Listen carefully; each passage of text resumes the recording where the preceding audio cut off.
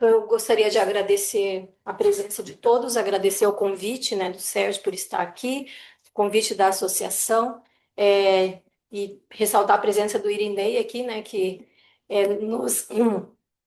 também foi presidente da sociedade, da associação, principalmente na época da pandemia, e ele era um entusiasta da ideia de levar a PPT até você, que é o nome desse nosso encontro, né? Ou seja, a gente está mais próximo de vocês. Bom,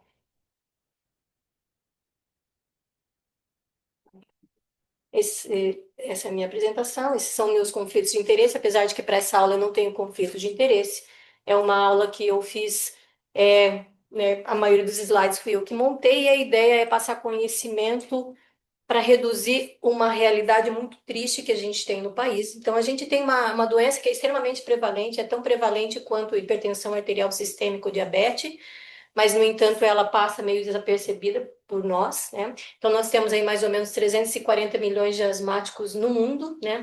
Uma população que se concentra em alguns países onde a gente vê que não existe assim uma regra em relação ao clima, né? Tanto que na Sibéria nem tem tanto assim. E tem muito mais a ver com genética, tem a ver com epigenética, com poluição ambiental, infecções da primeira infância e outras situações. Ou seja, existe uma importância muito grande da genética na asma, mas tem uma importância muito grande da epigenética, principalmente falando em poluição. E falando aqui no nosso país, a gente tem uma realidade de uma prevalência extremamente alta em crianças, não, quase um quarto das crianças, elas podem ser ditas como asmáticas, então extremamente prevalente. Quem faz pediatria sabe disso, ainda mais nessa época. Próximo de 18% dos nossos adolescentes são asmáticos e mais ou menos 10% dos adultos, que essa prevalência varia de estado para estado, mas no país mais ou menos isso. Por que a doença é tão importante para a gente? Porque é a terceira causa de hospitalização, principalmente em crianças e adultos jovens. E 2.500 óbitos por crise de asma por ano, que dá 7 óbitos por dia, ou seja, 7 brasileiros vão a óbito por dia. E essa é uma realidade extremamente preocupante. E eu falo que esses óbitos, eles têm uma culpa compartilhada. Então, esse artigo, que é um artigo que foi publicado ali o ano passado, né, que é o do professor Marcelo, né, que é de Goiânia, é um artigo com dados do DataSUS, e ele renova uma realidade muito complexa. Nós temos uma redução muito significativa de internação na população brasileira por asma, ou seja, realmente a disponibilidade de medicação vem fazendo diferença. Eu acho que uma coisa que tem feito muita diferença é o fato do médico generalista saber tratar uma crise de asma no pronto-socorro. Hoje em dia, todo mundo sabe que tem que fazer beta-2 de curta, né? 4 a 10 doses de 20 em 20 minutos, coloca corticoide sistêmico. O problema não acho que seja a morte porque o paciente não é bem atendido num pronto atendimento. O problema é quando esse paciente vai de alta, que ele sai com, sabe, se necessário, corticoide sistêmico only. Não se trata a doença, se trata a crise. E isso tem diminuído realmente as internações. O paciente melhora na emergência e vai embora. Mas os óbitos não. E olha o que traz esses dados da DataSUS. 60% dos óbitos aconteceram em hospitais. Não numa UTI, nem um serviço de emergência. Muitas vezes num pronto atendimento, numa UBS, e 27% em domicílio. As pessoas morrem sem conseguir chegar no local de atendimento. Um terço dessas mortes, elas aconteceram em casa. O paciente não chega à emergência. 66% das mortes foram maiores de 60 anos. É uma doença que não está sendo reconhecida. Porque o asmático envelhece. Para o clínico, se o paciente tem mais de 50 anos, ele tem DPOC. Se ele tem menos, ele tem asma. Parece que não se sabe que o asmático precisa ser tratado diferente da DPOC. O asmático envelhece também e acumula comorbidades e usa corticoide sistêmico para o resto da vida. E esse asmático morre em casa. A maioria eram mulheres com mais de 60 anos que morreram em domicílio porque estavam sendo mal conduzidas. E qual geralmente a causa? Não o tratamento da doença, tá? E por que a asma mata no Brasil e no mundo? 93% das mortes, elas acontecem em países de baixa e média renda, do qual nós fazemos parte, não com orgulho, mas fazemos. No Canadá é uma morte a cada 2 semanas. Nós temos 7 por dia. Por que essa realidade é tão ruim? A culpa é compartilhada. A culpa é do paciente que não assume que tem asma, é um paciente que minimiza a sua doença e a família também. A gente até entende, eu falo que quem tem filhos entende isso, porque a asma é a doença crônica mais comum na criança e no adolescente. Quem é que quer ter um filho com doença crônica? Então a família não aceita a doença, o paciente não aceita a doença, não, é só uma bronquitezinha alérgica e não cuida da sua doença, ele não assume ser doente. O outro médico, tá, que não quer estigmatizar o paciente que ele tem asma, não quer dizer para ele que tem asma, minimiza a gravidade da doença e não trata o paciente, tem coragem de dar alta para alguém que teve uma crise de asma e que vai para casa com corticoide sistêmico e sabe, se necessário, não põe corticoide inalatório para esse doente. Então você não está tratando a doença e dos gestores que fecham os olhos para isso. A gente está tentando fazer de uma forma de, eu falo, são migalhas de melhorar o conhecimento sobre a doença e o diagnóstico, valorizar o tratamento da doença, seja em qual fase da vida que o paciente tiver. Então, qual que é a definição da doença? É uma doença extremamente heterogênea, porque as pessoas são diferentes. Ela pode aparecer 85% das vezes na infância, entre os 3 aos 10 anos de idade, 15% se manifesta na idade adulta, e isso é um grande problema porque nós não encaramos o asmático, ele pode começar com asma na sua idade adulta. Isso acontece na grande maioria das vezes entre mulheres com mais de 50 anos. Se começa com chio e começa, não teve asma na infância, não. Tem rinite? Não. Então não é asma. Então deve ser DPOC porque teve um fogão de lenha em casa quando era criança. Não, gente. É asma e começa na idade adulta, em 15%. E são as asmas que vêm com mais agressividade. É caracterizada por uma inflamação crônica, né? A inflamação, ou seja, se é inflamação, a gente tem que usar um anti-inflamatório. O broncodilatador é uma consequência da inflamação. Se eu trato um paciente com broncodilatador apenas, eu estou tratando uma amidalite bacteriana com dipirona. Ou seja, eu estou tirando a sintomatologia, mas eu não estou tratando a doença. Eu preciso tratar a doença, usar anti-inflamatório, porque é uma doença inflamatória. Ela é muito caracterizada por sintomas intermitentes, então até os 8 anos de idade, mais ou menos, a gente faz diagnóstico de asma sem espirometria, a gente faz com história. Falo que os pais contam que o doente tem asma pra gente, ele fala, olha, quando brinca, quando pula na cama elástica, começa a tossir, o que será que é? Quando tá frio, chia à noite, melhora quando faz inalação, né? Também tem o narizinho trancado, que nossa. Ou seja, o paciente te conta que ele tem asma, tá? Varia com o tempo e intensidade dos sintomas e normalmente limita o fluxo aéreo, mas é para ser essa limitação intermitente. Teoricamente, o asmático não deveria perder função pulmonar. Se um asmático fora de uma crise tem uma espirometria mostrando obstrução, significa que ele tem uma doença mais grave, porque a doença não era para fazer perda de função pulmonar. É diferente da DPOC. É uma doença que era para ser intermitente. Em alguns casos, ela vai evoluindo. Se o paciente tem perda de função pulmonar, já é um sinal de que ele tem um processo mais grave, que está comprometendo a estrutura dessa via aérea, tá? Bom, essa cascata inflamatória, apesar de ser muito complexa, hoje em dia ela é muito necessária para o entendimento da doença, porque a doença ela acontece no epitélio, ou seja, para o paciente geneticamente predisposto, essa agressão epitelial vai acontecendo, acontecendo, acontecendo, ou por alergeno, se ele for atópico, ou por poluentes como fumaça de cigarro, ou mesmo poluição ambiental, poluição do ambiente profissional desse paciente, infecções recorrentes, virais ou bacterianas, vai agredindo esse epitélio até um momento em que desencadeia um processo inflamatório que ele pode caminhar praticamente por 3 vias. Mais ou menos no 80% das pessoas que começam com a sua doença na infância, que já é a grande maioria, usa essa via, ou seja, são pacientes que são alérgicos. Então, eu tenho aqui representado um pólen, uma célula que vai lá e captura esse pólen, que se chama célula dendrítica. Essa célula dendrítica apresenta esse antígeno para um linfócito Nave, que ainda não tem nome, transformando esse linfócito em um linfócito TH2. Esse linfócito TH2 produz 3 interleucinas que são importantes: 5, 13 e 4. A interleucina 4 é extremamente importante porque ela vai amadurecer plasmócitos. Esses plasmócitos vão produzir IgE, que é uma imunoglobulina que já foi especificamente para esse pólen.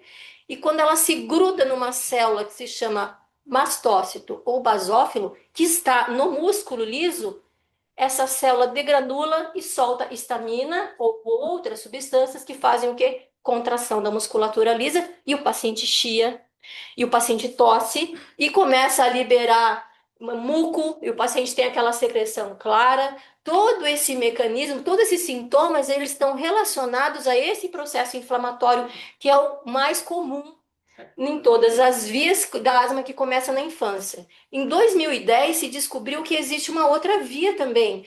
Por que que tinha asmático que era alérgico e tem asmático que não é alérgico? Quando eu aprendi com o falecido Dr. Jansen, ele dizia assim, Leda, tem asma intrínseca e extrínseca. Por que que é asma extrínseca? Aí é asma alérgica. E a intrínseca? Ele falou, não sei.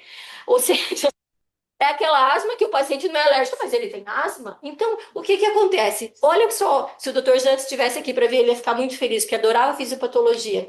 Em 2010, descobriu que existia um outro linfócito que se chama ILC2, que também pode ser estimulado, também até por agressores, mas não precisa ser um alérgeno, pode ser fumaça, pode ser infecção recorrente, que quando essa célula é estimulada, ela também produz interleucina 5 e 13.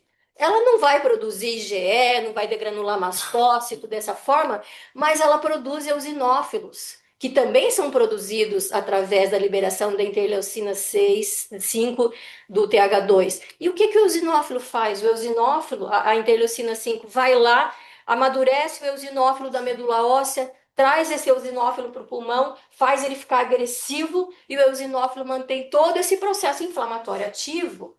É ele que atrai mais células, é ele que faz deposição de colágeno na submucosa, é ele que faz plug mucoso, é ele que mantém o processo inflamatório da via aérea ativa. Então, eu posso produzir eosinófilos e processo inflamatório tanto pela via alérgica, através do TH2, como pela via que não é alérgica, mas é eosinofílica, do LC2, que é uma célula que, pessoalmente, a minha observação, por que que essa via é tão usada quando o paciente é adulto, começa por aqui? Porque é um epitélio que está agredido por anos. É um paciente que fuma pouco, 8 cigarros por dia, mora num lugar poluído, tem infecção respiratória, um belo dia começa a chiar e começa a ter asma. E é eosinofílica e não é alérgica, tá? Então, essas são as duas vias mais envolvidas nas asmas, principalmente as mais graves. Mas existe uma pequena parcela de população que tem um processo inflamatório que não envolve nada disso, que a gente chama de T2 baixo, que envolve um outro linfócito, que é o linfócito TH17, que vai atrair neutrófilos, ou poucas células, que é o que a gente chama de asma T2 baixo, ou asma neutrofílica, ou asma granulocítica, tá? Mas é uma via bem menos importante, digamos assim. Bom, como se faz o diagnóstico da asma? Por sintomas típicos, como eu falei, o paciente vai contar isso para você, tosse seca, dispneia, opressão torácica, sibilância. No idoso, quando o paciente começa a ter manifestação, o paciente só tem opressão torácica, o que que esse paciente ganha? Um cateterismo cardíaco, depois ele vem para você pedir uma espirometria, que aliás é bem menos invasiva do que um cateterismo. Paciente quando anda tem aperto no peito, tem dor no peito, tem dor no peito. A gente pergunta, quando tá frio? Ah, piora, doutora. Se eu vou andar na rua, piora. É broncoespasmo. O idoso tem mais opressão torácica do que sibilância. Então, eles vêm para a gente, às vezes, depois que passar pelo cardiologista. Também não sei porque que as pessoas acham que a gente respira pelo coração. Mas isso é outra história. Tá. Diagnóstico, então, história compatível. O exame físico, muitas vezes, é pobre fora da crise. Eu não ausculto nada. Às vezes, eu passo para o paciente dar uma tossida. Aí aparece um sibilinho, assim, quando faz o esforço. Mas, normalmente, ele não tem muita... Claro, às vezes, o estigma de alergia, de atopia, né? Aquele narizinho que fica sempre assim, tem até uma dobrinha, aquela cicatriz de dermatite atópica, ou seja, um paciente é alérgico. Então, no exame físico, eu vou ver. E a história compatível, atopia desde a infância, história familiar, história na infância, ausculta pulmonar, que às vezes não é tão rica, e sinais de rinite. 85% dos asmáticos têm rinite, tá? E o diagnóstico definitivo? A espirometria. Mas a espirometria é alterada numa parcela pequena de pacientes, mas é importante fazer a espirometria, é muito importante. Mesmo que você não tenha espirometria na hora, você acha que é asma porque a história é muito compatível, começa a tratar pela clínica e pede uma espirometria. A espirometria nos vai ser útil porque depois se vem um paciente que fala que é super pouco sintomático, mas tem um AVF1 de 62%, eu vou subir o tratamento dele. que não é um paciente baixo percebedor, mas não que ele é leve. Então, a espirometria, para você chamar uma doença de leve, você tem que ter essa espirometria em algum momento do tratamento do paciente, né? Então, a espirometria que vai confirmar uma obstrução, provavelmente com uma prova bronquidilatadora positiva, o pico de fluxo seriado, que às vezes ele pode ser útil em pacientes que têm asma ocupacional, o paciente faz o pico de fluxo, que é uma análise portátil da função pulmonar, onde o paciente pode fazer durante o trabalho e depois em casa. A gente vê que o pico de fluxo em casa fica melhor do que no trabalho, porque ele está exposto a algum agente. O teste de broncoprovocação, que é quando a gente confirma que o paciente tem hiperreatividade brônquica, que é um dado clínico muito importante para fazer o diagnóstico. No entanto, não é tão disponível assim nos centros. Eu falo da minha cidade, mas não sei como é aqui. E o teste de exercício, que é bem menos usado. Então, eu tenho uma história compatível, tenho um exame físico que às vezes não tem nada, mas eu tenho uma espirometria que mostra obstrução ao fluxo aéreo, que deve ser feita pelo menos 4 a 6 semanas depois de uma crise de asma. Não adianta fazer próximo da crise, tem que ser distante, quando a via aérea está no seu estável, no seu patamar estável. Se eu tenho uma espirometria que fala que tem obstrução, o meu diagnóstico está feito. Se eu tenho uma espirometria normal, mas que responde ao bronquidilatador, também é sugestivo de asma. E se eu tenho uma espirometria normal num paciente que tem asma, parabéns para ele. Ele tem asma, porque a história dele é compatível, a clínica é compatível, mas ele tem uma espirometria que é normal, tudo certo, tá? Eu não vou entrar nos detalhes, porque acho que não é o objetivo aqui, eu coloquei mais para ilustrar. Quais outros exames? O IgE é importante? Sim, o IgE é um exame de triagem, o IgE é total. Se o IgE for acima de 100, a possibilidade de ser uma asma e se alérgica é muito maior. Se eu tenho um IgE de 2.000, provavelmente tem um componente de alergia muito grande.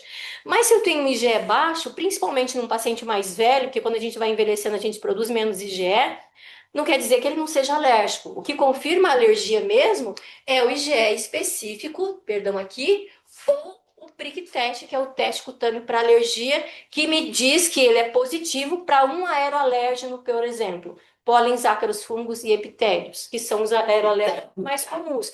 Então, para eu dizer que a asma é alérgica, é daquela via lá, eu tenho que ter um IgE específico positivo para algum dessas classes, ou um teste cutâneo, tanto faz. O IgE específico é o que nós temos no nosso serviço, no Hospital de Clínicas, a gente não tem prick teste. E o IgE específico, o interessante é que ele não é influenciado pelo antistamínico. Então, se o paciente está tomando antistamínico, dá para fazer o IgE específico, que ele vai dar positivo do mesmo jeito. Não precisa tirar o antistamínico para poder fazer o exame. Os eosinófilos se tornaram um biomarcador muito importante para asma, porque a gente vai ver depois que quanto mais eosinófilo, mais grave a doença, ou mais grave ela pode ser, não quer dizer que ela seja. E a gente usa um corte de acima de 150 células, ou seja, um hemograma que mostra que aquele paciente tem mais que 150 eosinófilo, eu posso dizer que ele é um paciente eosinofílico. Não quer dizer que eu vou prescrever remédio, que a gente vai ver que é outro nível, mas para dizer que o paciente é eosinofílico, ele tem que ter mais 150 eosinófilos em algum hemograma na vida dele. E todo mundo fala, mas varia. Não varia. Nós vivemos numa faixa de eosinófilos. A grande população mundial tem eosinófilos próximo de 110, 90, 80, 60, 40, 0. E uma outra parte da população tem eosinófilos mais altos mesmo, tá? O raio-x de tórax, ele não é essencial para o diagnóstico, mas eles são usados quando o quadro é muito grave, quando o paciente começa com o quadro na vida adulta. De repente, será que é asma mesmo? Pode ser estenose brônquica, pós-tuberculose, tumor endobronquico, TEP crônico, bronquiectasia, DPOC e etc. Então, para o diagnóstico diferencial. Como a gente não pode fazer uma espirometria toda vez que o paciente vem, a gente usa, né, os questionários de controle da doença, que são muito úteis para a gente. Então, só de perguntar, tá tudo bem? Tá tudo bem, mas tudo bem como, né? Então, tem o questionário do GINA, que é um questionário bem simples, onde a gente pontua ali se o paciente tem sintomas, né, nas últimas 4 semanas. Dependendo do que o paciente te responde, eu posso dizer se o paciente está bem controlado, parcialmente controlado ou não controlado. Eu também tenho o ACT, a gente acaba usando os dois questionários lá no HC. O ACT, ele vê um pouco mais do impacto da doença na vida do paciente. É um questionário um pouquinho mais complicado, que o paciente tem que fazer uma interpretação de texto. Então, nem todo mundo consegue. Mas é um questionário muito útil que vai de 5 a 25, 5 totalmente não controlado e 25 totalmente controlado. O paciente percebe a melhora quando ele melhora 3 pontos, para cima ou diminui para baixo. Se for um ponto, ele não vai sentir. Então, para a gente é útil porque a gente vê lá, paciente, ACT 15, eu mudei o remédio. Vem na outra consulta 22, continua bom na outra 23, ótimo. Passou de 20, está controlado, está ótimo. Então, para a gente é um instrumento muito bom para o dia a dia da avaliação. E a nossa realidade, que não devia ser diferente, a gente tem um controle da doença muito baixo, né? Esse estudo do professor Eduardo Cansado, mostrando que num estudo aplicando o questionário do GINA nesses pacientes, a gente teve 51% não controlado, 32% parcialmente controlado e só 12% com a sua doença controlada mesmo. Então, a gente tem um baixo controle da doença, tá? E por que que esse baixo controle acontece? Então, vamos aqui. Antes de falar do tratamento, e né, eu vou ter que passar rápido, é, eu queria lembrar vocês que nós estamos caminhando juntos há muitos anos no conhecimento da asma. E o que acontece? A gente conhece a asma e a gente tem melhores tratamentos. A gente conhece a asma, a gente tem melhores tratamentos. Isso vai progredindo. A gente partiu de uma época que a gente pode dizer aqui do alívio dos sintomas, e veja, se vocês estão tomando essa conduta, vocês estão com uma conduta da época que o homem foi à Lua, faz bastante tempo. Então, por favor, não prescrevam só sábado se necessário. Então, naquela época, a gente só sabia que era uma doença broncoespástica intermitente. Pronto, vamos broncodilatar, é isso que a gente sabe. Lá, mais ou menos na década de 80 e 90, começou assim, olha, a gente tem inflamação, e a inflamação alérgica, a inflamação TH2, a inflamação TH2, que é mais ou menos na época aqui que eu estava na residência de pneumologia, se falava não é inflamação, tem que usar corticoide inalatório. E começou a vir os corticoides inalatórios, veio a beclometasona, depois a budesonida, a fluticasona, e foi se percebendo que se era inflamação, tinha que zerar a inflamação. Então, começou a se usar anti-inflamatório e descobriu-se ainda que se eu colocasse ao mesmo tempo uma molécula de corticoide junto com beta-2, eu poderia aumentar 2 vezes a potência do corticoide se eu colocasse as duas moléculas ao mesmo tempo, porque elas são sinérgicas. E isso fez com que cada vez eu aumentasse mais o controle da doença. Ou seja, eu tenho hoje em dia drogas que podem controlar, porque todas aquelas células que eu mostrei da cascata inflamatória, todas elas têm receptor para corticoide inalatório. Ou seja, com o corticoide inalatório eu consigo controlar aquele processo inflamatório em quase todos os pacientes, com uma exceção de uma fatia pequena, que a gente chama de asma grave, que precisa de mais do que o corticoide inalatório para o seu controle. Mas eu consigo controlar. Então, aqui começou a se falar mais de redução de exacerbação, além de melhora dos sintomas, ganho de função pulmonar, porque a função pulmonar vai se perdendo com o processo inflamatório que vai evoluindo e vai dando fibrose na submucosa desse paciente. E hoje em dia, né, nós estamos aí numa era em que a gente pensa em redução de corticoide oral ou retirada, redução de corticoide inalatório. Eu achava que não, inalatório não, mas não dá para abusar do corticoide inalatório, melhora de sintoma, melhora da função pulmonar e até pensando aqui em remissão da doença. A gente foi muito ambicioso, a gente conseguiu sair em algumas décadas, tanto de conhecimento quanto em ganho tecnológico para o tratamento de uma doença extremamente prevalente que tem seu grau de mortalidade. Ou seja, o corticoide inalado é o centro da terapêutica da asma. Com beta-2, sem beta-2, em dose baixa, em dose alta, mas tem que ter corticoide inalatório junto com SABA. Não dá para, em qualquer fase da doença, nós não podemos chamar a doença de leve numa doença que anda. Tá? Bom, o corticoide melhora sintomas, reduz a infiltração eosinofílica, reduz a exacerbação, diminui internação e óbitos e reduz inflamação. Esse estudo é um estudo muito interessante, que é um estudo que foi feito quando o corticoide estava entrando. Hoje em dia é super antiético fazer isso, né? A gente vê aqui o estudo de 92. O que eles fizeram? Mas eu acho que é um dos estudos mais clássicos e importantes, que eu coloco na aula teórica com os alunos, é uma biópsia de um paciente com asma não tratado. O paciente fez o diagnóstico, faziam broncoscopia nesse paciente e davam para esse paciente, na época que eles começaram a achar, não, o corticoide vai resolver, budesonida para esse paciente, para ele usar 12 semanas depois, eles biopsiavam, era rosa brônquia. Olha só a reestruturação desse epitélio. Pudesse abaixar um pouquinho mais a luz, por gentileza. Aqui, tá ótimo, tá ótimo. Então, assim, a gente vê essas células apontadas, são os eosinófilos, a infiltração eosinofílica. A gente vê a desestruturação do epitélio, células perdendo cílios, células que perdem a união intercelular, permitindo mais infecção. E é uma alteração total do epitélio num paciente asmático, tido como leve. E aqui, 12 semanas depois, a reestruturação desse epitélio, ou seja, o corticoide é capaz, inalatório, é capaz disso. Então, isso aqui revolucionou o tratamento. Eu tenho uma droga que não é via oral, que tem muito pouco efeito colateral e que pode reestruturar esse epitélio. Isso é maravilhoso, né? E esse é um estudo do Suíça, que é um epidemiologista canadense, um estudo de 12 anos que mostra a queda da taxa de mortalidade, né, no Canadá entre os pacientes que são tratados e o número de cartuchos de corticoide inalatório consumidos naquela população, ou seja, se oferece o medicamento também, o paciente usa e redução de mortalidade. O corticoide é capaz de reduzir mortalidade. E isso é uma realidade que é a realidade brasileira, que eu falo que eu sou sou feliz de ter acompanhado isso. Quando surgiram os ICS-LABAs e vieram para o Brasil, o Ministério da Saúde reconheceu a potência da droga para reduzir internação e mortalidade e colocou no PCDT poucos anos depois que a droga entrou, e que ela entrou aqui em 22 no PCDT, ou seja, todos os estados do país têm disponibilizado ICS-LABA para os pacientes com asma, e olha só o que aconteceu com as internações.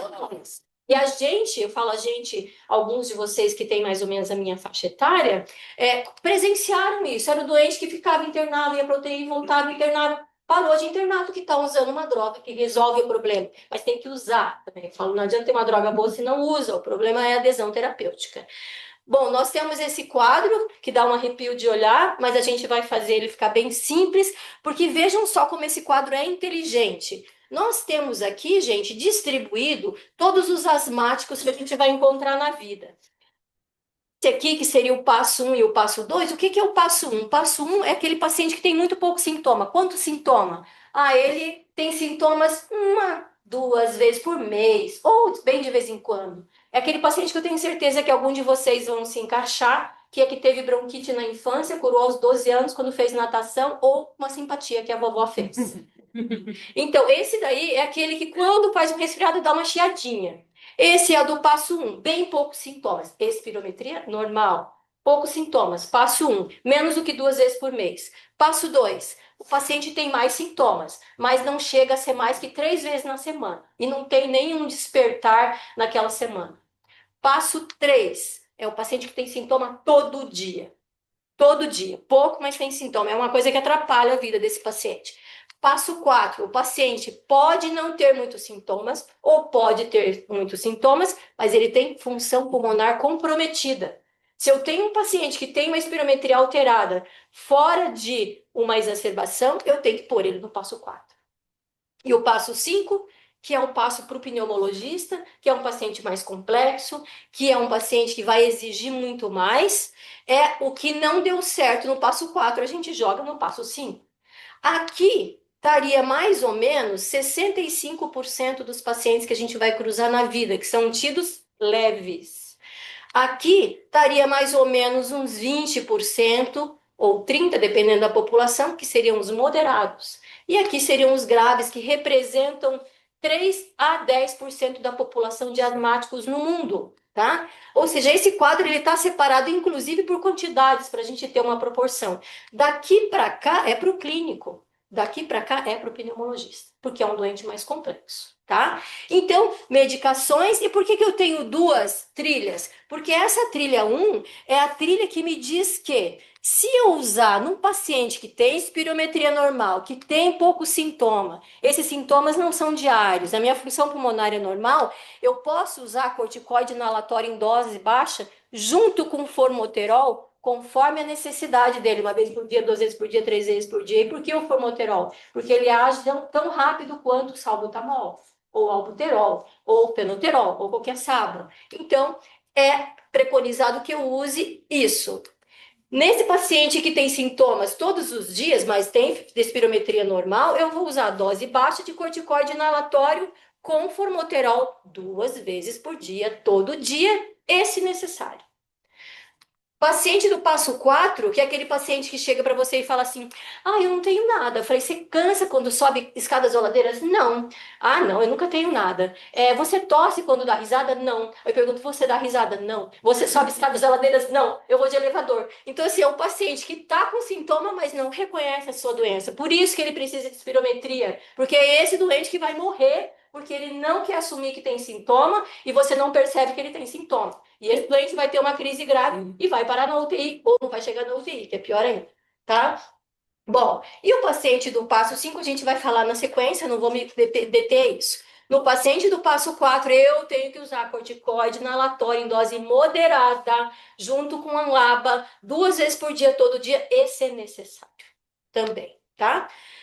Na trilha 2, por que que a trilha 2 é conhecida como alternativa? Que, aliás, é a trilha que nós fazemos pelo SUS no Brasil. Não conseguimos fazer trilha 1 no Brasil pelo SUS, porque nós não temos droga ICS-LABA intermitente disponível nem no SUS, né, na farmácia popular, não temos. Então, a gente tem que fazer a trilha 1, a trilha 2, é isso que nós temos para hoje. Na trilha 2, eles separam esse paciente que tem pouco sintoma, bem de vez em quando, toda vez que eu precisar dar um SABA para ele, porque ele está resfriado e está sibilando, eu vou dar junto o corticoide inalatório em dose baixa, tá? Então tá aqui, beclometasona, que você usar 1 vez por dia, bem que seja junto com o teu salbutamol. Não usa só salbutamol, você tem que usar corticoide inalatório. Passo 2 é aquele paciente que tem mais sintomas, eu vou dar o que para ele? Corticoide inalatório em dose baixa todo dia, 2 vezes por dia, ou até 1 vez por dia, SABA se necessário.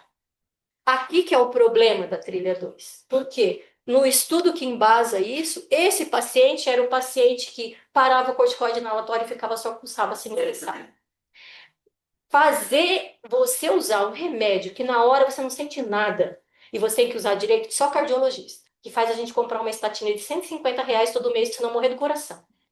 Tá? Nosso marketing é péssimo da pneumologia. A gente não tem medo de morrer do pulmão, a gente só tem medo de morrer do coração. Então, o pessoal para o corticoide inalatório que não sente nada na hora que usa, só usa SABA se necessário. Então, no Gina tá falando 1000 vezes, se você tá nessa trilha, o teu doente só tá usando corticoide inalatório, você, por favor, cheque a adesão terapêutica, cheque a adesão terapêutica, cheque a adesão terapêutica. Essa é a maior falha, por isso é conhecido como alternativa, pelo risco do abandono do corticoide inalatório, tá? Passo 3, qual que é a diferença? Em vez de ser ICS formoterol, é ICS LABA. Porque não precisa ser o formoterol, pode ser o vilanterol, ondanterol, indocaterol, qualquer um deles, mas porque o SABA é o SABA de resgate, tá? E o passo 4, a mesma coisa, ou seja, não é tão complexo se você olha. Essa mãozinha aqui eu coloco na aula, porque quando você vai, só voltando aqui, ai meu Deus, é um por um, tá, nem tanto assim também, só um pouquinho, gente, tenha paciência comigo. Aqui, quando eu vou passar do passo 4 para o passo 5, o que eu tenho que fazer? Eu falo para os alunos, primeira coisa, você tem que saber se a asma é grave mesmo. Eu vou estar chamando de asma grave um doente que pode não ser asma grave, que vai gastar muito e que vai ter um impacto muito ruim na sua vida. Então, para chamar de asma grave, eu primeiro tenho que saber se esse paciente não está controlado porque ele não está fumando. Às vezes ele não fuma cigarro, mas, ai, fuma cigarro eletrônico? Fumo. Fuma maconha? Fumo. Ou seja, fuma, então qualquer fumo, entendeu? Qualquer fumo, narguile, pergunta se fuma, porque às vezes é o cigarro que está agredindo a via aérea e não controla a doença. Segundo, medicamentos, principalmente beta-bloqueadores, tem paciente que usa para outras doenças, né? Arritmia, tremor essencial, enxaqueca, etc. Ambiente domiciliar ou ocupacional, às vezes o paciente está se expondo a uma situação no seu ambiente, por isso que não está controlando. As comorbidades, obesidade, doença do refluxo linfático, doença das vias aéreas superiores, síndrome da apneia obstrutiva do sono, ansiedade e depressão, ou seja, trata a comorbidade, às vezes você consegue controlar. E por último, e mais importante, não está usando remédio, né? Ou você não sabe usar dispositivo, ou o dispositivo não é adequado para ele. Ou seja, se você responde tudo não, ótimo, a gente vai passar para asma grave. Eu coloquei esse daqui das abreviaturas, né? Porque a gente fala tanto essa sopa de letrinhas, e também coloquei em destaque o que tem aqui disponível pelo SUS, né? Em azul, que está aí disponível tanto na farmácia popular, quanto nas UBSs e quanto na Secretaria Estadual de Saúde. Então, as abreviaturas e o que, que nós temos no Brasil aqui para venda, né? Que a gente fica falando de medicação, mas não fala ali do que significa cada abreviatura. E também o que o GINA considera de dose alta de corticoide. Por que, que essa preocupação com dose alta? Porque o corticoide inalatório, aconteceu de 3 anos para cá, ele também a gente preocupa quando a gente passa de 800 microgramas, que vai até 1.200, 1.600 de budesonida por dia, nós temos que começar a nos preocupar também, né? E essa preocupação, ela tem fundamento porque a grande maioria do benefício do uso do corticoide inalatório acontece em doses baixas, depois a gente aumenta para a dose média, tem um pouquinho mais de benefício, quando a dose alta não tem muito benefício assim, mas os efeitos colaterais vão subindo. Ou seja, passou ali de 1.200 de budesonida por dia, a gente tem que começar a se preocupar.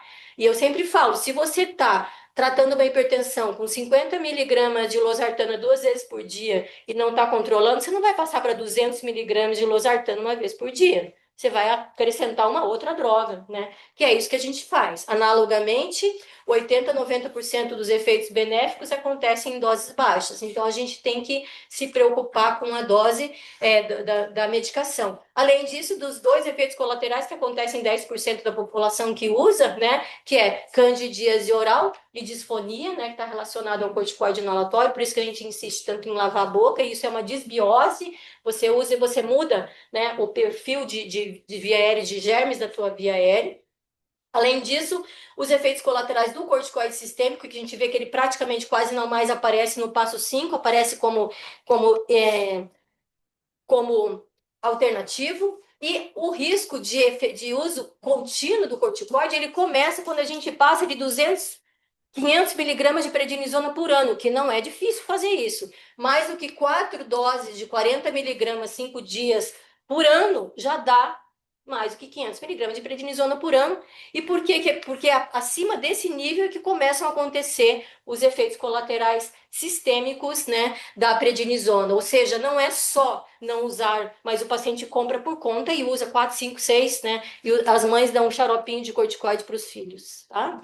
Então, na asma grave, eu vou passar um pouco mais rápido, aliás, eu vou passar voando, porque, como eu vou falar na outra palestra, apesar de ser uma palestra patrocinada, a gente vai fazer a introdução grave. Então, a asma grave, que é aquela porcentagem pequena de pacientes, é uma asma conhecida como não controlou no passo 4, ou seja, já estou com uma dose mais alta de medicamento, chequei todos as causas de não controle, não é asma de difícil controle ou asma não controlada, é uma asma que continua produzindo exacerbação, produzindo perda da função pulmonar, e é um paciente que merece um pouco mais de cuidado e tem uma prevalência bem baixa, gente. Se você realmente peneirar e tratar direitinho, vai sobrar até mais próximo do que 5 do que 10 de asma, né, nessa população, ou seja, é uma porcentagem muito pequena de asmáticos que a gente pode titular de grave. E para a gente chegar aqui, eu falo, a gente tem que passar por um funil, que demora muitas vezes 4 a 6 meses para você realmente ter um pouco mais de intimidade com o paciente, saber se realmente ele não é fumante, porque às vezes ele tem constrangimento de te dizer, ver se ele não tem outra comorbidade, conhecer como que é o ambiente de trabalho dele, ou seja, checar tudo isso para você chegar no que a gente chama de asma grave. E como que a gente reconhece esse paciente com asma grave?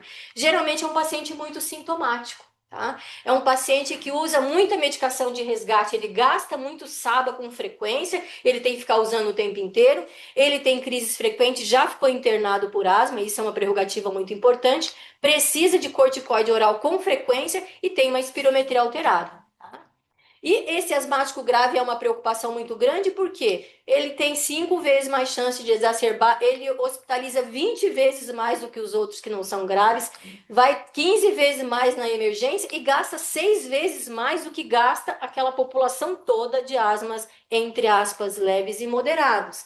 Quando chega na asma grave, eu preciso fenotipar. E fenotipar significa saber o sobrenome da asma. É asma o quê? Asma alérgica, é asma eosinofílica, é asma alérgica e eosinofílica, é asma T2 baixo. Isso vai ser importante porque na minha decisão terapêutica faz diferença o que fenótipo esse paciente é. E hoje em dia não é uma coisa tão complexa assim. A gente precisa simplesmente de um hemograma.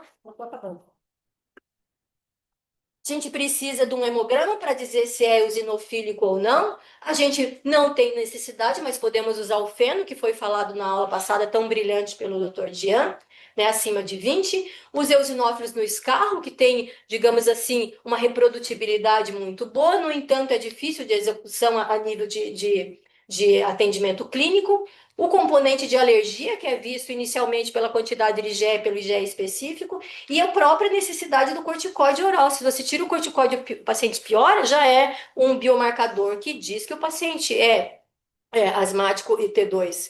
E esse aqui é um estudo com 130 mil asmáticos do Reino Unido, a nível de atendimento básico de saúde, que mostrou que quanto mais eosinofílico é o paciente, quanto mais o número de eosinófilos séricos, piores são os desfechos da asma desse paciente. Ele exacerba mais e ele tem mais dificuldade de controle e também tem perda da função pulmonar, ou seja, o eosinófilo é muito importante.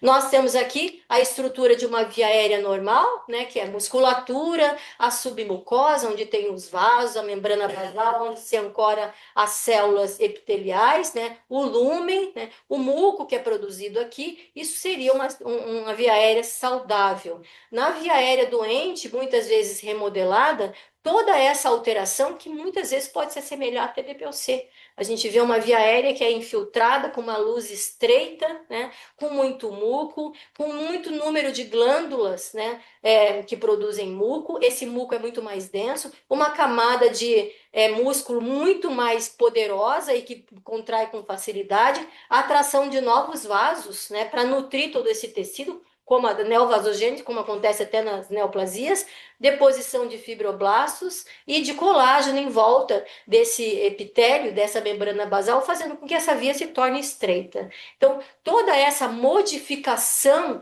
da via aérea, ela pode acontecer no asmático grave, e isso tudo está relacionado à presença do processo inflamatório. Essas são as drogas que a gente pode usar no passo 5.